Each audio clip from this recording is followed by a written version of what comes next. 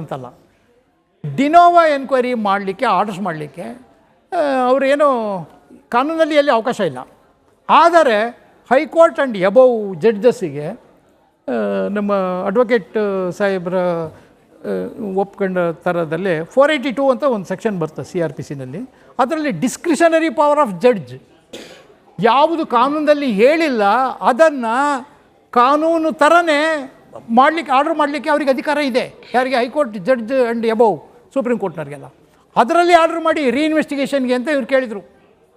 Reinvestigation ಕಾನೂನಲ್ಲಿ ಇಲ್ಲ, ಆದರೆ ನೀವು ಆರ್ಡರ್ ಮಾಡಿ ಅಂತ ಕೇಳಿದರು. ಆಗ ಜಡ್ಜ್ ಕೇಳಿದರು, ಹೈಕೋರ್ಟ್ ಜಡ್ಜು ಚಂದಪ್ಪ ಗೌಡರಿಗೆ, ಆರ್ಡ್ರ್ ಮಾಡ್ತೇನೆ, ನಿಮ್ಮ ಹತ್ರ ಹೊಸ ಸಾಕ್ಷಿ ಏನಿದೆ ಕೊಡಿ ಅಂತ ಕೇಳಿದ್ರು. ಇವರು ಅಫಿಡವಿಟ್ ಹಾಕಿದರು ರೈಟಿಂಗಲ್ಲಿ. ಅಫಿಡವಿಟ್ ಪ್ರಮಾಣಪೂರ್ವಕವಾಗಿ ಹೇಳುತ್ತೇನೆ, ನಮ್ಮ ಬಳಿ ಯಾವುದೇ ಹೊಸ ಸಾಕ್ಷಿ ಇಲ್ಲ. ಮತ್ತೆ ಹೇಳ್ತಾರಲ್ಲ ಸರ್, ಮೊಬೈಲ್ನಲ್ಲಿದೆ, ಹೊತ್ಕೊಂಡು ಹೋದದ್ದನ್ನ ನೋಡಿದವರಿದ್ದಾರೆ, ಎಲ್ಲಮ್ಮ ಇದೆ, ಕೊಡ್ಬೇಕಾಗಿತ್ತಲ್ಲ. ಕೋರ್ಟಿಗೆ ಹೇಳಿ, ಇನ್ನೊಂದ್ಸತಿ ಹೇಳಿ ಸರ್. ಕೋರ್ಟ್ಗೆ ಬರೆದು ಕೊಟ್ಟಿದ್ದಾರೆ ನಮ್ಮ ಹತ್ರ ಹೊಸ ಸಾಕ್ಷ್ಯ ಇಲ್ಲ ಅಂತ ಹೇಳಿ. ಹೌದು. ಮತ್ತೆ ಯಾಕೆ ಹಾಗಾದ್ರೆ ಆಚೆ ಬಹಿರಂಗ ವೇದಿಕೆಗಳಲ್ಲಿ, ಸಾಮಾಜಿಕ ಜಾಲತಾಣದಲ್ಲಿ ನಮ್ಮ ಮೊಬೈಲ್ ನಲ್ಲಿ ಸಾಕ್ಷ್ಯಗಳಿದೆ, ಹೊತ್ತುಕೊಂಡು ಹೋದವರು ನೋಡಿದವರಿದ್ದಾರೆ, ನಾವೆಲ್ಲವನ್ನ ಕೂಡ ಸುಪ್ರೀಂ ಕೋರ್ಟಿಗೆ ಕೊಡ್ತೀವಿ, ಹಿಂಗೆ ಹೇಳೋರಿಗೆ ಏನು ಹೇಳ್ತೀರಿ?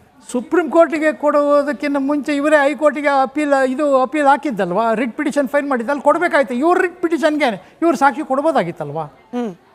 ಇಲ್ಲಿ ಜನಗಳನ್ನು ಮರಳು ಮಾಡುವುದು ಸುಲಭ, ನ್ಯಾಯಾಲಯವನ್ನು ಮರಳು ಮಾಡುವುದಕ್ಕೆ ಸಾಧ್ಯವಿಲ್ಲ.